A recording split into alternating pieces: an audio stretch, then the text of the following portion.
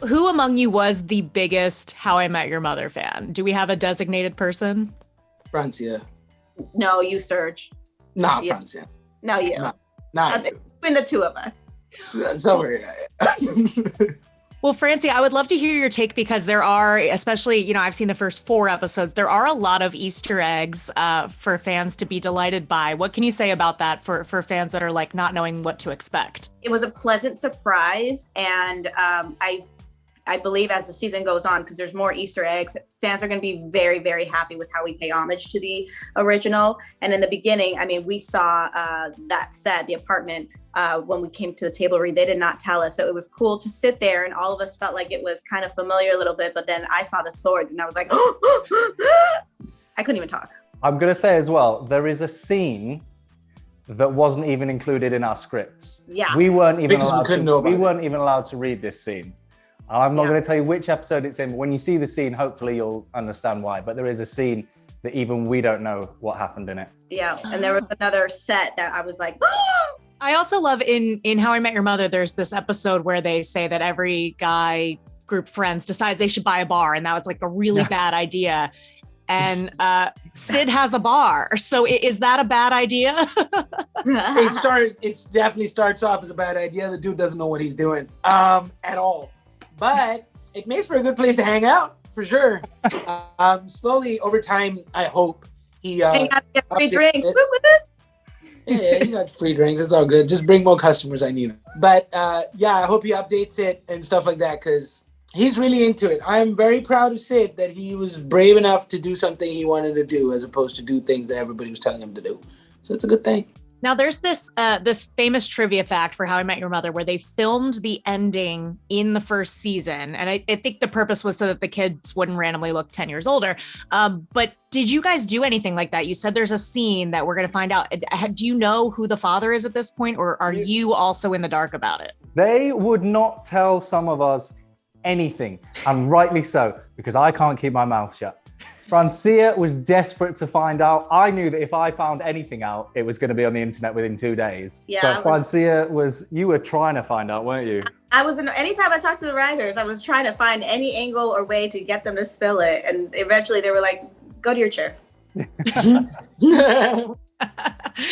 Now, we know that this is in universe.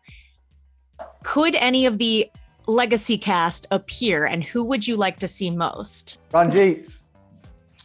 He's my number one. He's who I want back. He's my number one too, bro. I'm just like, if I put it out there and tell the world that I want Ranjit to be in our show as well, I'm just trying to manifest it. See if he's gonna. I'd lose my mind, especially if he was like successful now. That would be. Yes. Yeah. It's like his own limo company. He's coming through. Like killing it. It's BLS. I really genuinely hope that we get to have a lot of the legacy cast come through, because the world's the same. We're on the same block. Some would say we're in the same building, like make it happen. It would be amazing.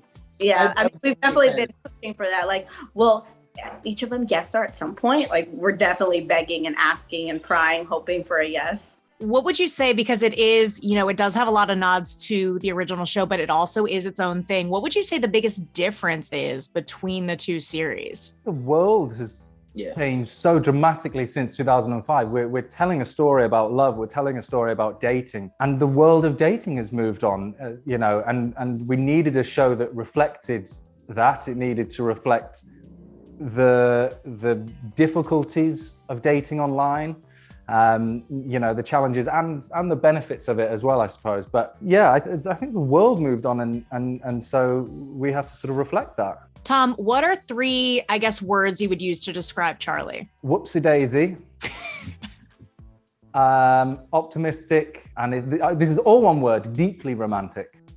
Deeply romantic, all one word. Francia, for Valentina, what would you say are her descriptors? I'm just going to go with the old, 30 slang: fun, flirty, and thriving.